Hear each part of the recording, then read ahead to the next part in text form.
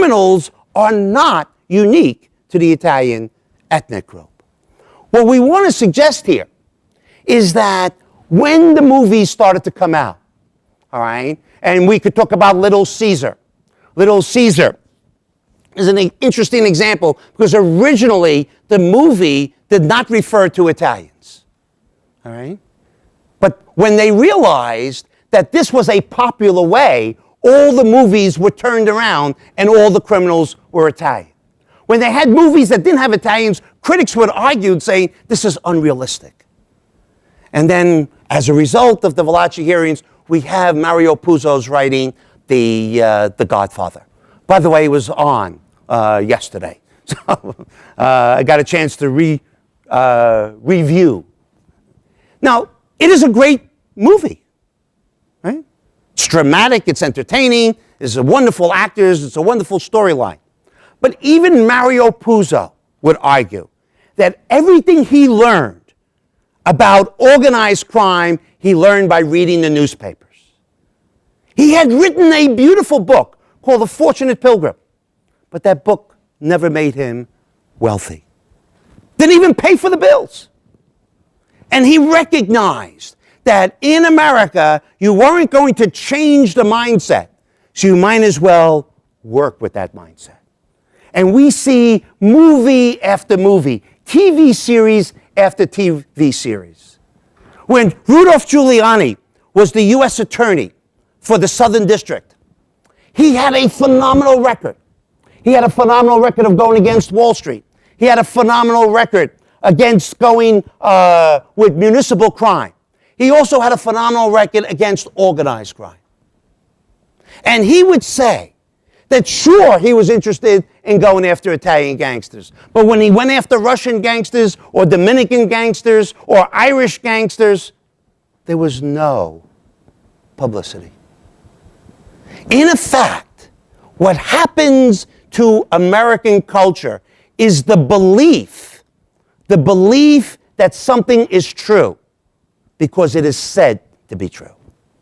All right? When we look at the numbers of the FBI, when we look at the numbers of crime, even in the early days, all right, Italians had a lower crime rate than other ethnic groups and lower than the existing crime rate for well-established Americans. And most of the crimes that they had committed were crimes that were of low level, pickpocketing, petty theft. Yet this image endures.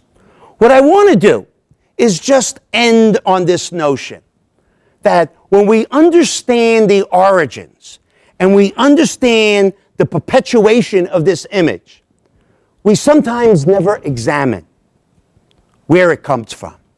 We never go back to the beginning to understand that there may have been rash assumptions, there may have been a wrong done.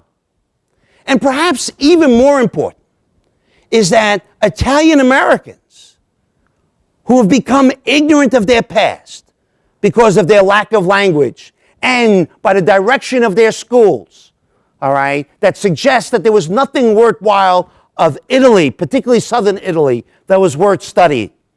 They become some of the greatest purveyors of the slander against their own people. It is a fascinating story, and I'll just want to end on this anecdote. In the 1950s, I was born then, so you could figure that out, all right? My parents, and my father was born in Italy, and my mother was raised in Italy. We spoke Italian. My first language was Italian. One day, they decided, no more Italian. And they did it out of the bottom of their heart. They did it because they believed that for their children to succeed, they had to be totally fluent in English and identify themselves as American. All right? It was difficult at first, but then one ends up speaking English, one studies in English, and one becomes conversant, not only with English, but English sensibilities. And one becomes devoid and separated from their past. That experience that happened to me happened to millions of people who no longer know their language, no longer know their heritage, no longer know their cause and suffering. And this is one of the great tragedies.